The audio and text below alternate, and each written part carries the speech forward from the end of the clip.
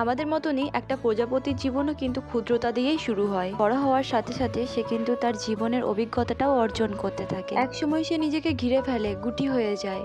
বাইরে থেকে দেখে মনে হয় সে যেন থেমে গেছে, কিন্তু না, সেখানে চলতে থাকে এক বিপ্লব, এক রূপান্তরের গল্প। আমাদের জীবনটাও কিন্তু ঠিক তেমনই। কখনো আমরা থেমে যাই, চুপ করে থাকি, নিজেকে গুটিয়ে নিই। অনেকে ভাবে হয়তো সবকিছু শেষ, কিন্তু না, সেটা শেষ নয়, সেটা নতুন কিছু শুরু হওয়ার আগের ভিতরের প্রস্তুতির সময়। প্রজাপতির মতো আমরাও বদলাই, ব্যথা থেকে শেখা, একাকিত্বের গড়ে ওঠা আর নিজেকে ভালোবাসা, এইসব মিলিয়ে আমরা নতুন মানুষ হই। তাই তুমি যেমন তুমি তেমনই থাকবে, কারোর কথায় নিজেকে বদলাবার চেষ্টা কখনোই করবে না। ওই দিনের ভিডিওটার মধ্যে জিজ্ঞাসা করেছিলাম যে আমি দেওয়ালে কোন জিনিসটা করব, তো তোমরা বেশিরভাগ জনাই বলেছো প্রজাপতি। মিষ্টু, মিঠি, অঙ্কিতা, এরা সবাই আমাকে বলেছে প্রজাপতিটা করবার জন্য। একটু আলাদা, কিন্তু তোমাদের কেমন লাগলো অবশ্যই জানিও। দেখা হচ্ছে নেক্সট কোনো ভিডিও।